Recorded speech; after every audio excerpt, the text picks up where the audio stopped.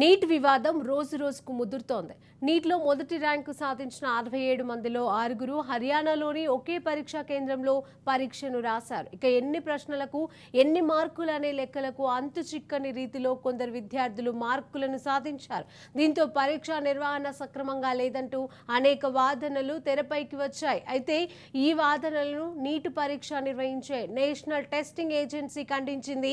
పరీక్ష paper leak లేదా పరీక్ష నిర్వహణ ప్రక్రియలో అవకతవకలు జరిగాయన్న వాదనలను తోసిపుచ్చింది. సకాలంలో పరీక్షా పేపర్ అందని కొందరు విద్యార్థులకు మాత్రమే అదనపు మార్కులు ఇచ్చినట్లుగా స్పష్టం చేసింది.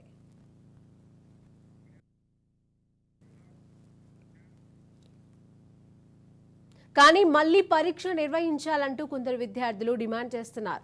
ఇదే విషయమైనా దేశవ్యాప్తంగా పలుచోట్ల న్యాయస్థానాలలో కేసులు కూడా నమోదయ్యాయి. మే 5వ తేదీన నీట్ పరీక్ష జరిగింది. పరీక్షకు దాదాపుగా 24 లక్షల మంది దరఖాస్తు చేసుకున్నారు. వారిలో 23 లక్షలకు పైగా మంది పరీక్షకు హాజరయ్యారు. పరీక్ష ఫలితాలను జూన్ 14న ప్రకటించాల్సి ఉండగా అంతకంటే 10 రోజుల ముందుగానే జూన్ 4న ప్రకటించారు. ఇదే మొదటగా అనుమానాలకు తావి తీసిందని అంటున్నారు.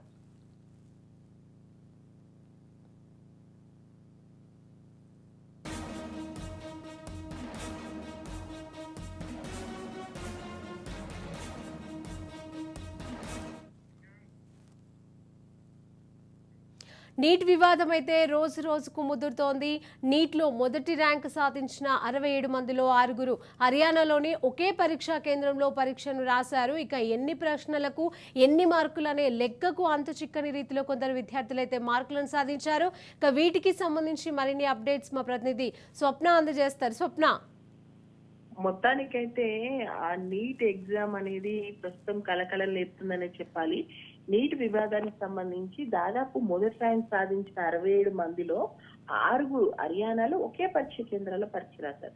అంటే అది ఎలా రాశారు? ఒకే పరీక్ష కేంద్రంలో రాసిన వాళ్ళకి ఏ విధంగా వస్తాయి ఇన్ని మార్క్స్ అనే దానికి సంబంధించి అయితే జరుగుతుందో. అండ్ ఎవరైతే ర్యాంక్ సాధించిండ్రో వాళ్ళంతా కూడా దాదాపు ఒక్క దగ్గరనే ఉన్న వాళ్ళు ఉండడంతో ఎన్ని ప్రశ్నలకు ఎన్ని మార్కులు లెక్క అంతు చిక్కని రీతిలో ఉంది అని చెప్పేసి విద్యార్థులు దీనికి సంబంధించి అయితే చాలా రోజులుగా నేషనల్ టెస్టింగ్ ఏజెన్సీ అదేం లేదు, అన్ని కరెక్ట్ గా చేసామన్నా ఏదో అవకతవకలు జరిగింది, ఎందుకు ముందుగా అనుకున్న డేట్ కాకుండా ముందుగా రిజల్ట్ ఇచ్చారు, మార్కుల విషయంలో ఏందో అస్పష్టతగా ఉంది.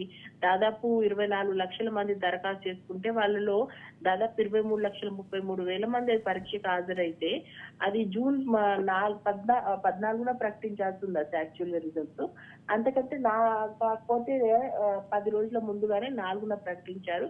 ఇదంతా కూడా కొంత రాజకీయంగా హీట్ గా ఉన్న వాతావరణం. అంటే ఓవైపు ఇటు ఎలక్షన్స్ రిజల్ట్ వచ్చేసాయి, క్యాబినెట్ అంతా అంటే మీడియా అటెన్షన్ డైవర్ట్ చేసేటువంటి టైంలో ప్రకటించారు. ఇది ఖచ్చితంగా ఏదో జరిగింది అనేటువంటి వాదనలు అయితే పదే పదే వినిపిస్తున్నాయి. మళ్ళీ పరీక్ష నిర్వహించాలని కోరుతూ కొందరు సుప్రీంకోర్టులో అయితే ఇప్పుడు ఇచ్చినటువంటి 2 పిటిషన్లకు సంబంధించి వాటిలో ఒక పిటిషన్ ని కోర్టు స్పందిస్తూ మే 17న నోటీసులు జారీ చేసింది. అయితే కోర్టుకు వేసవి సెలవులు కాబట్టి దాని తర్వాత పిటిషన్ విచారిస్తామని చెప్పారు.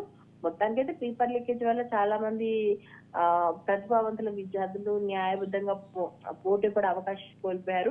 ఇది ఖచ్చితంగా పేపర్ లీక్ అయ్యింది. పేపర్ లీక్ కాకుంటే అసలు ఇలా జరిగే ప్రసక్తి లేదు. ఒకే సెంటర్ లో ఉన్న వాళ్ళకి ఇలా వస్తాయి, అండ్ ఒక చోట ఉన్న వాళ్ళకి ఇక్కడ వస్తాయి, ఒకే వస్తాయి. ఇదంతా కూడా ఏదో జరిగింది అనేటువంటి దాంతో అయితే దాదాపు 1500 పైగా అభ్యర్థులకు ఇచ్చిన గ్రేస్ మార్కులు ఉన్నాయి కదా, వీటిని కూడా సమీక్షించాల్సిందే. ఆ గ్రేస్ మార్కుల్లో కూడా చాలా తేడా ఉందంటారు.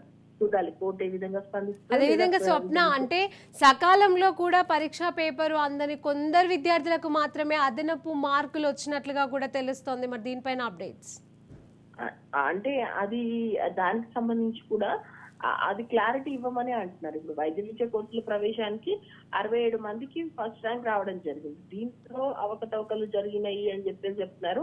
అండ్ మీరు అన్నట్టు ఈ గ్రేస్ మార్కులకు సంబంధించి కూడా 1500 మందికి పైగా అభ్యర్థులకు ఇచ్చిన గ్రేస్ మార్కులను కమిటీ సమీక్షిస్తుంది.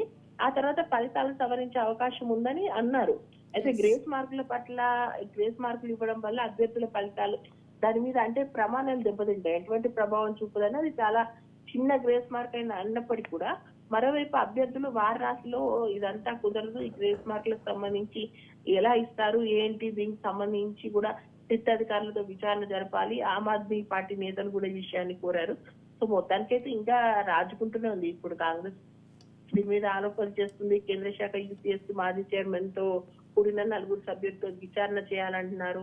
సో మొత్తానికైతే ఇప్పుడు డీజీ సుబోధ్ కుమార్ కూడా ఆయన మాట్లాడుతూ ఈ కమిటీ వారం రోజుల్లో నివేదిక సమర్పిస్తుందని ఆయన అన్నారు. సో చూడాలి ఏ విధంగా ఉంటది ఏంటి అనేది. మొత్తానికైతే నీట్ ఒక పెద్ద వివాదము రాజుకునే పరిస్థితే కనిపిస్తుంది. Right, thank you Swapna.